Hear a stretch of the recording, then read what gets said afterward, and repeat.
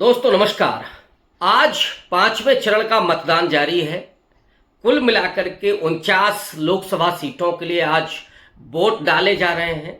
1 बजे तक का आंकड़ा है 40% मतदान हो चुका है और लोग सुबह लंबी कतारों में थे।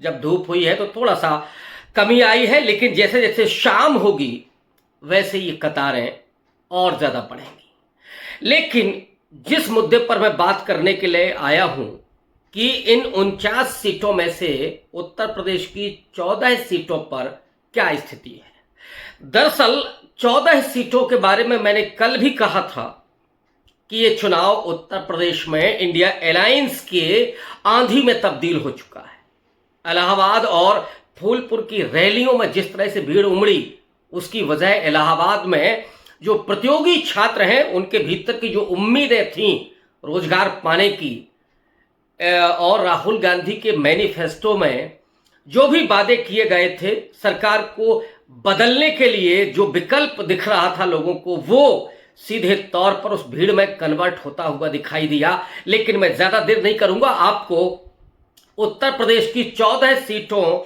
में एक एक सीट का आपको ब्यौरा दूंगा। और मेरा मानना यह है, जो इस समय वोटिंग पैटर्न चल रहा है, जो लोग बाग बातचीत कर रहे हैं और कुछ ऑफ द रिकॉर्ड जो बात कर रहे हैं, कैमरे पर हर व्यक्ति बात नहीं कहता है, मन की बात नहीं कहता। वो मोदी जी नहीं है, क्योंकि उसके मन में एक डर भी है। और उस डर का कारण ये है कि ग्राम प्रधानों पर जिस तरह का दबाव बनाया गया है, जो वोटिंग होती है वो पोलिंग बूथ के हिसाब से होती है और बाकायदा चिन्हित होता है कि किस वार्ड में किस स्थान पर कितना वोट है, कितना वोट मिला, ये काउंटिंग में गिनती होती है। और फिर लोगों पर दबाव डाला जाता है कि या तो आपको जो सरकारी योजनाएं हैं उनसे महरूम कर दिया जाएगा या फिर आपको कौन बचाएगा। जैसे जहां पर कोई बाहुबली है तो उसका भी डर है, इसीलिए ऑफ द रिकॉर्ड लोग बात ज्यादा ठीक से कर रहे हैं इस समय। तो मैं उन 14 सीटों के बारे में आपको बताऊंगा। और पहला जो अनुमान है वो ये है कि 14 सीटों में से 11 पर इंडिया अलायंस की आंधी चल रही है। 3 सीटों पर आप ये कह सकते हैं कि कांटे की टक्कर है या बीजेपी थोड़ा आगे। जैसे लखनऊ में बीजेपी के लिए कोई बड़ा चैलेंज नहीं है। राजनाथ सिंह हालांकि इस बार कम मार्जिन से चुनाव जीतेंगे, लेकिन उन्हें बहुत ज्यादा पिछड़ा नहीं जा सकता, क्योंकि कैंडिडेट अगर आशुतोष वर्मा होते तो ये बात कुछ और होती। इसलिए इस सीट पर मैं ज्यादा बात नहीं करूंगा। इसके बाद मैं पहले इन्हीं सीटों की बात कर लूं कि जहां जहां थोड़ा फंसा हुआ है, इंडिया अलायंस का पड़ना थोड़ा सा हल्का है। दूसरी सीट है कैसरगंज की, और कैसरगंज से आप जानते हैं कि ब्रजभूषण शरण सिंह के बेटे प्रतीक भूषण चुनाव लड़ रहे हैं और वहां पर समाजवादी पार्टी ने एक दांव खेला है। अखिलेश यादव ने यहां पर भगत राम मिश्रा को उतारा है, जो पहले बीजेपी के पूर्व सांसद के भाई हैं, अपर कास्ट हैं। तो यहां पे भी ब्राह्मण मतदाताओं को अपने साथ जोड़ने और फिर जो कोर वोटर है सपा का, कांग्रेस का, और संविधान बचाने की वजह से जो दलित एक तरफा आ रहा है, महंगाई, बेरोजगारी, आरक्षण की वजह से, संविधान की वजह से जो अति पिछड़ा एक तरफा आ रहा है, और उसमें अपर ओबीसी सपा के साथ खड़ा हुआ दिखाई पड़ रहा है। चाहे उसमें मौर्य हो, पटेल हो, या उसमें यादव हो और अल्पसंख्यक हो, ये तो उसका आधार वोट आप कह सकते हैं आज की तारीख में। यहां तक कि कश्यप, निषाद, केवट, बिंद, राजभर, ये भी अखिलेश यादव अपने साथ जोड़ने में कामयाब हुए हैं। तो बेहतरीन चैलेंज दिया है कैसरगंज की सीट पर। लेकिन आप ये कह सकते हैं कि वहां पर दबदबा है, साहब दबदबा कायम रहेगा, ये तो ब्रजभूषण कह चुके हैं। तो ये सीट कांटे की टक्कर में है और ये कहें कि पड़ना थोड़ा बीजेपी का भारी है। तीसरी सीट आप फतेहपुर को कह सकते हैं। फतेहपुर में नरेश उत्तम पटेल समाजवादी पार्टी की तरफ से लड़ रहे हैं, लेकिन दूसरी तरफ जो बीजेपी के प्रत्याशी हैं निरंजन ज्योति, हिंदुत्व का फायर ब्रांड चेहरा है। और नरेश उत्तम पटेल इतना फतेहपुर नहीं गए हैं पहले, इतनी उनकी समाज के भीतर पकड़ नहीं है, लेकिन जो एंटी मोदी वोट है वो तो नरेश उत्तम पटेल को मिल ही रहा है। कुर्मी है, जो भी मैंने सामाजिक समीकरण बताए वो तो मिल ही रहा है। तो यहां पे भी चैलेंज है, लेकिन आप ये नहीं कह सकते कि नरेश उत्तम पटेल का पड़ना बहुत ज्यादा भारी है। यहां कांटे की टक्कर है। 2 और सीटें हैं जहां पे नेक टू नेक फाइट दिखाई पड़ रही।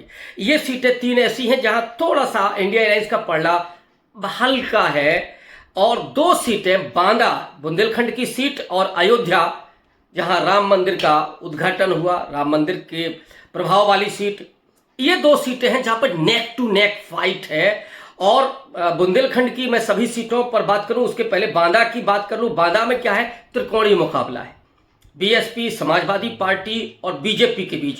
बीजेपी और सपा ने दोनों पटेल कैंडिडेट उतारे हैं। सपा से वहां कृष्णा पटेल चुनाव लड़ रही हैं। बीजेपी का भी जो पटेल कैंडिडेट है बेहद मजबूत है वहां पे, और सपा ने वहां ब्राह्मण कैंडिडेट दिया है, बहुत मजबूती के साथ वो चुनाव लड़ रहा है।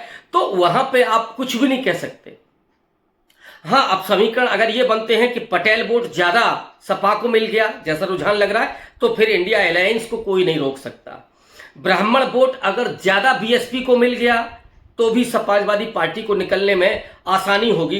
लेकिन मैं अभी कतई नहीं कह रहा हूं कि वहां पे स्थिति क्या है। मैं मान रहा हूं कि नेक टू नेक फाइट है वहां पे।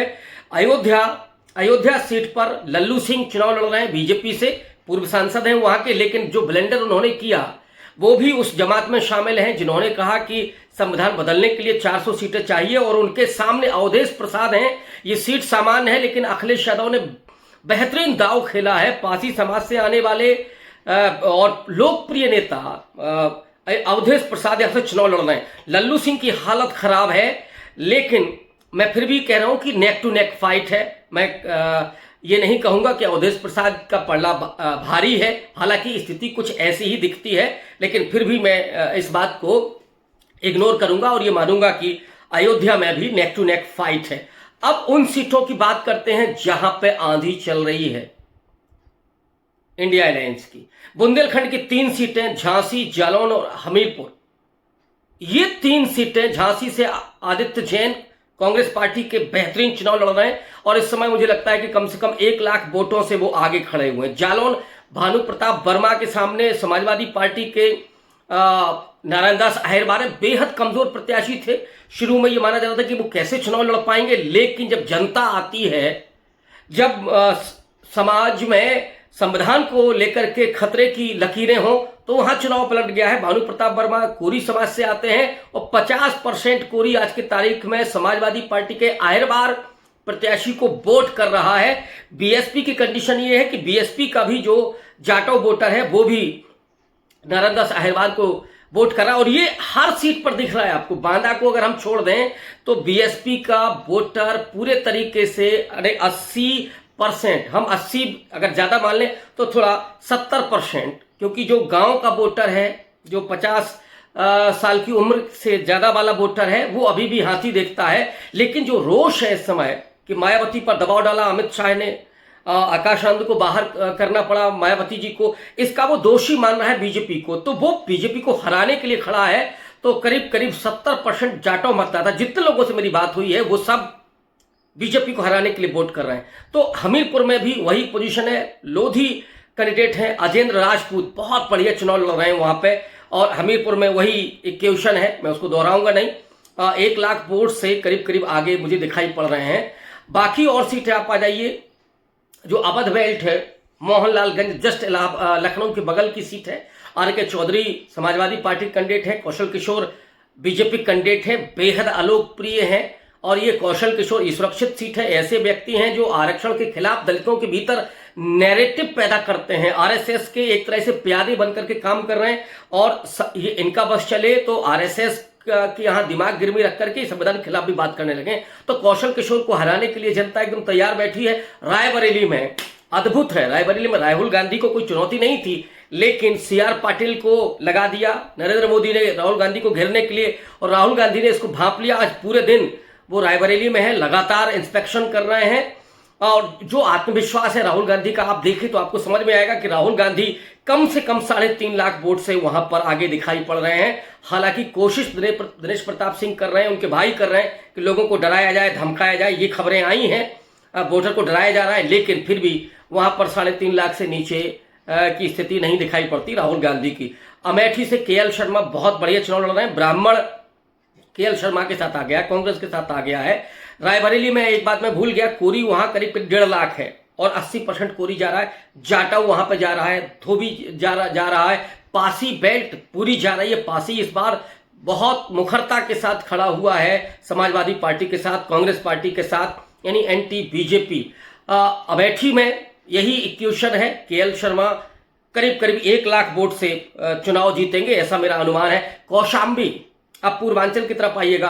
कौशाम्बी, विनोद सोनकर बीजेपी के कद्दावर नेता हैं, नरेंद्र मोदी के बड़े नजदीक माने जाते हैं, अमित शाह के नजदीक माने जाते हैं। लेकिन उनका एक वीडियो वायरल हुआ था जिसमें उन्होंने ठाकुरों और ब्राह्मणों को बड़ा अपमानजनक शब्द कहे थे। उससे नाराजगी है बीजेपी के अंदर। हालांकि माफी उन्होंने मांगी है, लेकिन एक 25 साल का नौजवान पुष्पेंद्र सरोज उनको चुनाव हराने जा रहा है। इंद्रजीत सरोज के बेटे हैं पुष्पेंद्र सरोज, और राजा भैया यहां खेल कर रहे हैं।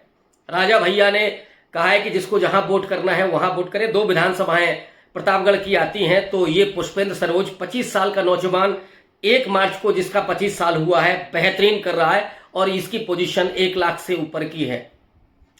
बाराबंकी सीट लखनऊ के बगल की, तनुज पुनिया, पीएल पुनिया के बेटे हैं। शुरू में वो चुनाव उस तरह से नहीं लड़ पा रहे थे, लेकिन जैसे जैसे चुनाव आगे बढ़ा ही ये लड़ाई लोकतंत्र और संविधान बचाने की हो गई। तो वाल्मीकि समाज में जो मैंने बात की वो 80% कांग्रेस पार्टी के साथ जा रहा है। जाटव तो हालांकि खुद तनुज पुनिया है ही, वो वोट जा रहा है। वहां पे पासी कैंडिडेट जरूर खड़ा किया गया है बीजेपी की तरफ से, तो पासी वोट यहां पे बीजेपी की तरफ गया है, लेकिन वो 100% नहीं है।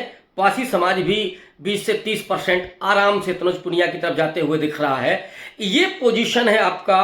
गोंडा सीट एक बची है पूर्वांचल की, और गोंडा में आप देखिएगा श्रेया वर्मा, ये बेनी प्रसाद वर्मा की पोती हैं, राकेश वर्मा है उनकी बेटी हैं, नौजवान हैं, बेहतरीन चुनाव लड़ रही हैं, क्योंकि वहां जो पटेल बेल्ट है वो अखिलेश यादव के साथ पूरी तरीके से खड़े हो गई है। वहां बीजेपी के साकेत मिश्रा हैं।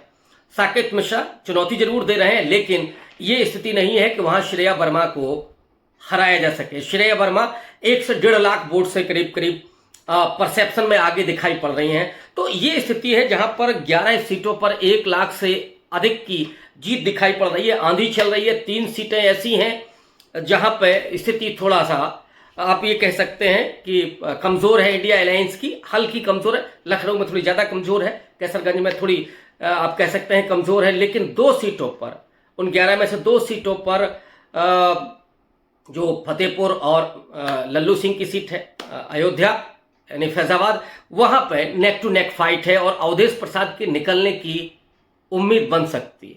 लेकिन ये नेक टू नेक फाइट में कुछ नहीं कहा जा सकता। तो फिलहाल के लिए इतना ही। बहुत शुक्रिया।